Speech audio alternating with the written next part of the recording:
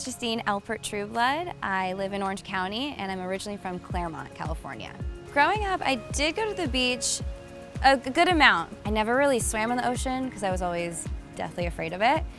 But most of my time was spent building sandcastles or boogie boarding, but I spent a lot of the time in the pool and I lived in my goggles and I would just play mermaids and try to stay in the water, underneath the water as long as possible. Getting certified was always something I wanted to do for about like 15 years because I've done a bunch of Discover Scuba dive courses, but it was always vacation and it was always like stuff that I already knew and I just wanted to learn more. So when I was approached with this opportunity to get certified, I jumped at it and I had the time and the planning. I knew what to expect, so I got to take 3 days back to back to like really just knock it all out. It's so cheesy, but I really do feel like Sebastian from The Little Mermaid, where like life under the sea, it really is so much better in my opinion. It's like my escape. It's where I can be like really calm and just kind of center myself again with the world and like who I am.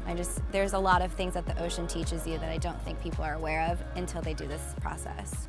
My experience in Catalina was so cool. I'm still glowing about it. When I went underwater, my first instinct was to breathe through my nose, even with the mask on, because I never really swam with a mask. It was always goggles. So I remember getting adjusted to that and just solely relying on my mouth to breathe in and out oxygen. But once I got over that, it was like a mermaid dream, really easy to adapt to. It is beautiful. The visibility was super clear, the water was super blue, and what's really unique about Catalina is that they have these kelp forests. And it was kind of eerie at first because you would dive at 60 feet in between these and it was a little dark, but then it would open up and the sun would be shining through. And there's these fish like Garibaldis that are surrounding you. They are not shy and they're beautiful orange. And we rounded a corner and there were giant sea bass. I mean, these things are huge. And they're very docile creatures, so I was able to swim up really close to them. What I thought was a really neat experience was at 60 feet we dove to a plaque honoring Jacques Cousteau.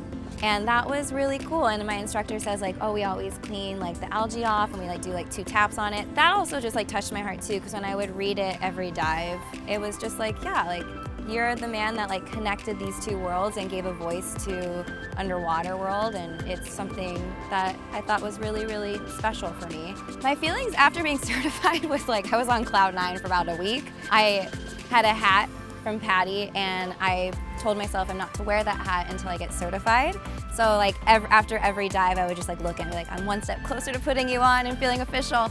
But you know what? The whole process wasn't scary at all for me and it wasn't easy for me. I thought it was just a fun challenge and something ultimately that I just wanted to overcome certain tiny fears that I personally had.